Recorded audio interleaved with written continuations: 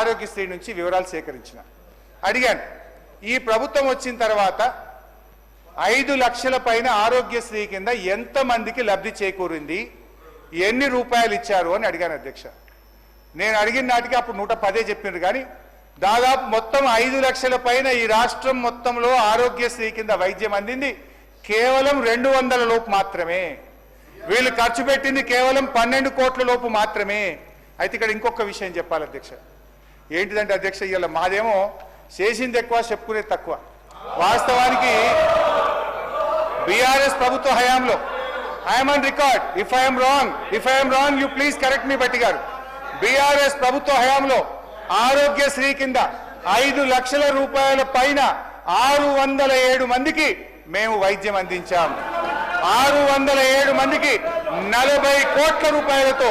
ఉచిత గుండె శస్త్రచికిత్సలు కిడ్నీ మార్పిడిలు మేము 10-12 లక్షల రూపాయలు కూడా ఆరోగ్యశ్రీ కింద ఇచ్చాం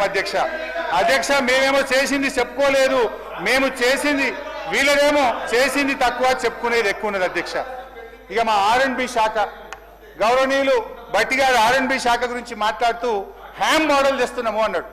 హ్యామ్ మోడల్ అంటే హైబ్రిడ్ యాన్యుటీ మోడల్ 40-60 రాష్ట్రం 40 ఇస్తుందట 60% కాంట్రాక్టర్లు పెట్టారట మరి 60% కాంట్రాక్టర్లు పెట్టిన డబ్బు ఏ రకంగా చెల్లిస్తారు టోల్ గేట్లు పెట్టారా లేదు రాష్ట్ర ప్రభుత్వం మీద వచ్చే 10 ఏళ్ల పాటు అప్పుల భారాన్ని మోపుతారా గౌరవనీయులు బట్టి గారు తమ రిప్లైలో చెప్పాలని నేను బట్టి గారిని కోరుతా ఉన్నా అధ్యక్ష ఎందుకంటే అధ్యక్ష మీది కాదండి నేను బట్టి గారిని అడుగుతున్నా అరే what is this sir what is this గౌరవ సభ్యులు హరీష్ రావు గారు వారికి తెలియజెప్పేది అంటే 40% కాంట్రాక్టర్స్కు రాష్ట్ర ప్రభుత్వం చెల్లించి 60% ప్రైవేట్ ఫైనాన్స్ గవర్నమెంట్ షూరిటీ ఇచ్చి ఫైనాన్స్ ద్వారా బ్యాంకర్స్ ద్వారా లోన్ తీసుకొని కంప్లీట్ చేయాలని మాట్లాడు మీరు 60% కాంట్రాక్టర్ అన్నారు తప్పది పంచాయతీరాజ్ కూడా అదేవిధంగా 12,000 కిలోమీటర్లు మాది ఒక 12,000 కిలోమీటర్లు ఎవ్రీ ఇయర్ 4,000 కిలోమీటర్స్ లెక్క కంప్లీట్ చేయాలని ఏప్రిల్ 2nd వీక్లో టెండర్స్ ప్రాసెస్ స్టార్ట్ చేసి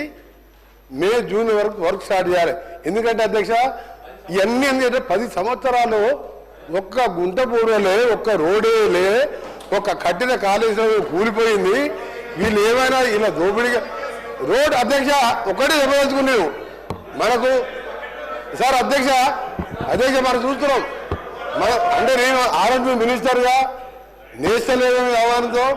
మన ప్రపంచంలోనే యాక్సిడెంట్లలో భారతదేశంలో ఎక్కువ మంది యాక్సిడెంట్ జరుగుతున్నాయి ఇండియా మళ్ళీ భారతదేశంలో ఈ తెలుగు రాష్ట్రాలలోనే ఎక్కువ యాక్సిడెంట్లలో మరణించడం హ్యాండీ కావడం జరుగుతుంది తెలంగాణ రాష్ట్రంలో 5 ఏళ్లలో రోడ్ల గురించి మర్చిపోయే అధ్యక్ష ఎక్కడెళ్ళ ఇప్పుడు మొన్న 500 కోట్లు మా ఫైనాన్స్ మినిస్టర్ గారు ఎమర్జెన్సీ రిపేర్స్ కింద రిలీజ్ చేసిండు అది అప్పుడే టెండర్స్ పిలిచినాం ఇది మేము జూన్ నుంచి దేశంలో రోల్ మోడల్ రోడ్లు ఎక్కడున్నాయంటే తెలంగాణ కేర్ ఆఫ్ అని చూపిస్తాం ఎందుకంటే రోడ్లు అధ్యక్ష మనం ఏదైనా మాట్లాడద్దు కమిషన్లకు వచ్చే ప్రాజెక్ట్ వాడద్దు రోడ్లలో కమిషన్ రావు కాబట్టి దాన్ని పక్కన పెట్టిను మేము చేసి చూపిస్తాం మినిస్టర్ గారు క్లారిఫై చేస్తున్నాం 40% from contractor side 60% from financial institution అధ్యక్ష నేను బట్టి గారిని ఏమడుతున్నా అంటే 40% కాంట్రాక్టర్లు పెట్టిన డబ్బును ఏ రకంగా చెల్లిస్తారో ఆర్థిక మంత్రి గారు చెప్పాలి ఎందుకంటే నేషనల్ హైవేస్లో అయితే టోల్ గేట్లు పెట్టి వసూలు చేసి కాంట్రాక్టర్లకు చెల్లిస్తారు మరి మీరు తమ ఊరు నుంచి పక్క ఊరికి పోవాలంటే గ్రామం నుంచి మండలానికి పోవాలంటే టోల్ గేట్లు పెట్టి ప్రజల దగ్గర డబ్బులు వసూలు చేస్తారా లేదు వచ్చే 10 ఏళ్ల పాటు రాబోయే ప్రభుత్వాల మీద అప్పుల భారం వేస్తారా దాన్ని స్పష్టంగా చెప్పాలని నేను సూటిగా బట్టి గారిని తమ రిప్లైలో చెప్పాలని కోరుతా ఉన్నాను అధ్యక్ష ఇకపోతే ఫైనాన్స్ ప్రజలని హౌస్ ద్వారా ప్రజలని మిస్గైడ్ చేసే ప్రజలని మిస్గైడ్ చేయొద్దు ఇప్పుడు కూడా అడిగే ప్రశ్న మీరు టోల్ అనేది ప్రసక్తే లేదు మేము కాంట్రాక్టర్లకు ఆ 40% కూడా ఎవ్రీ 6 monthsగా 3 monthsగా ఒక డిస్ట్రిక్ట్ వైజ్ టెండర్లు పిలిచి కాంట్రాక్టర్లు 40% మేము పే చేస్తాం 60% తీసుకున్న లోన్ కూడా మేమే పే చేస్తాం టోల్ అనేది ప్రసక్తే లేదు మేము ట్రాన్స్పరెంట్గా ఇది రాష్ట్రం మొత్తం Panchayati Raj village to mandal, mandal to district head quarter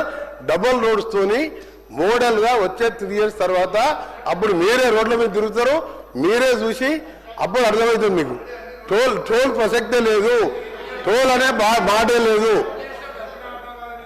అధ్యక్ష, మా ప్రశాంత్ రెడ్డి గారు R&B శాఖ మంత్రి ఉన్నప్పుడే కేసీఆర్ గారు ఈ రాష్ట్రంలో ప్రతి మండలానికి డబుల్ రోడ్ వేశారు, ప్రతి జిల్లా కేంద్రానికి 4 లైన్ రోడ్ వేశారు. అధ్యక్ష, అయితే ఈ 40% కాంట్రాక్టర్ల డబ్బు ఆర్థిక మంత్రి గారు నేను అడుగుతా ఉన్నా, ఎన్ని సంవత్సరాలు డబ్బు చెల్లిస్తారు? అంటే రేపటి ప్రభుత్వాల మీద, భవిష్యత్ తరాల మీద ఈ అప్పు భారం వేస్తారా?